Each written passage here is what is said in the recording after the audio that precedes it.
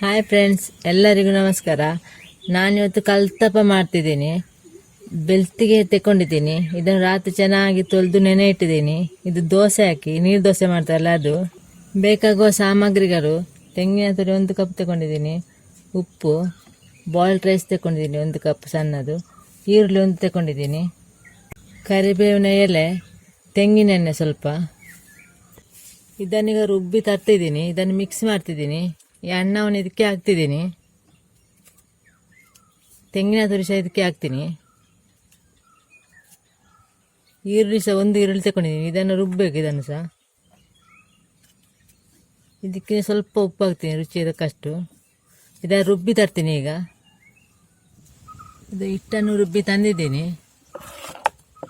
ಇಷ್ಟು ದಪ್ಪ ಇದೆ. 3 ಈರುಳ್ಳಿ ತಂದಿದ್ದೀನಿ ಇದು ಫ್ರೈ ಮಾಡಲಿಕ್ಕೆ. ಇದರಲ್ಲಿ 1/4 kg ಅಕ್ಕಿ ತಗೊಂಡಿದ್ದೀನಿ.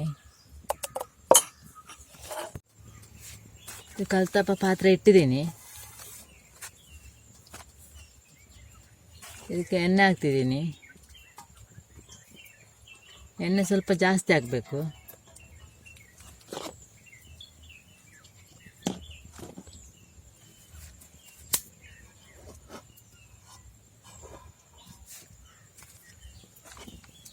ಕರಿಬೇವಿನ ಎಲೆ ಕಟ್ ಮಾಡಿ ತಂದಿದ್ದೀನಿ ಸಣ್ಣ ಸಣ್ಣಗೆ.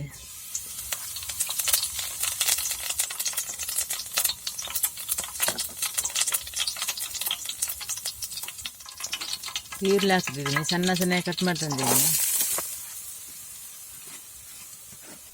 ಇದು ಸ್ವಲ್ಪ ಫ್ರೈ ಆಗಬೇಕು. ಸ್ವಲ್ಪ ಕೆಂಪಾಗಿ ಫ್ರೈ ಆಗಬೇಕು.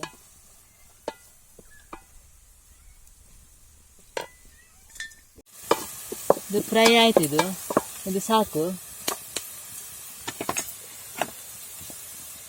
ಸ್ವಲ್ಪ ಈರುಳ್ಳಿ ತೆಗಿತಾ ಇದ್ದೀನಿ ಈ ಮೇಲಿಗೆ ಹಾಕಲಿಕ್ಕೆ.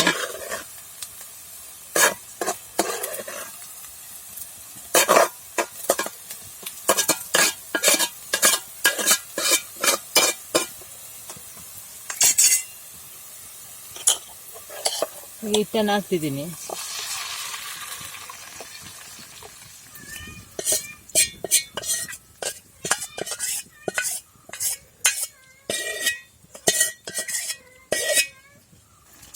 ಈರುಳ್ಳಿಯನ್ನು ಮೇಲಿಗೆ ಹಾಕ್ತಿದ್ದೀನಿ. ಹೀಗೆ ಫ್ರೈ ಮಾಡಿ ಇಟ್ಕೊಂಡಿದ್ದೀನಲ್ಲ ಅದನ್ನು.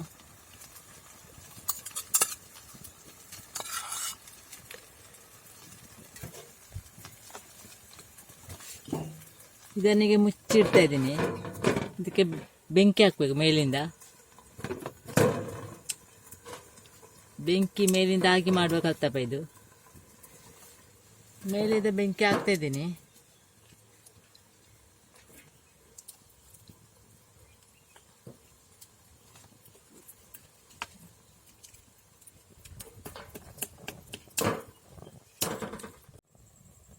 ಎಲ್ಲ ಬೆಂಕಿ ಹಾಕಿ ಆಯಿತು. ಈಗ ಮೇಲಿಂದ ಜಾಸ್ತಿ ಬೆಂಕಿ ಹಾಕಬೇಕು, ಕೆಳಗಿಂದ ಸ್ವಲ್ಪ ಬೆಂಕಿ ಹಾಕಿದರೆ ಸಾಕು.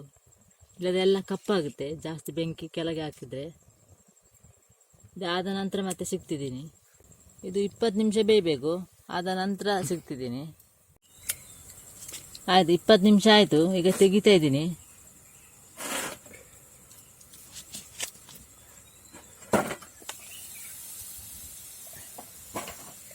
ಚೆನ್ನಾಗಿ ಬೆಂದಿದೆ.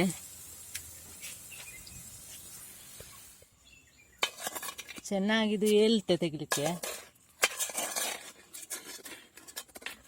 ಚೆನ್ನಾಗಿ ಬಂದೆ. ಇದು ಸ್ಮೂತ್ ಆಗಿದೆ ಅಡಿಯಲ್ಲಿ. ತುಂಬ ಬಿಸಿ ಇದೆ. ಇದು ಉಲ್ಟಾ ಹಾಕ್ತಿದ್ದೀನಿ. ಚೆನ್ನಾಗಿದೆ ನೋಡಲಿಕ್ಕೆ. ನೀವು ಸೊಮ್ಮೆ ಮನೆಯಲ್ಲಿ ಟ್ರೈ ಮಾಡಿ ನೋಡಿ ಇದನ್ನು.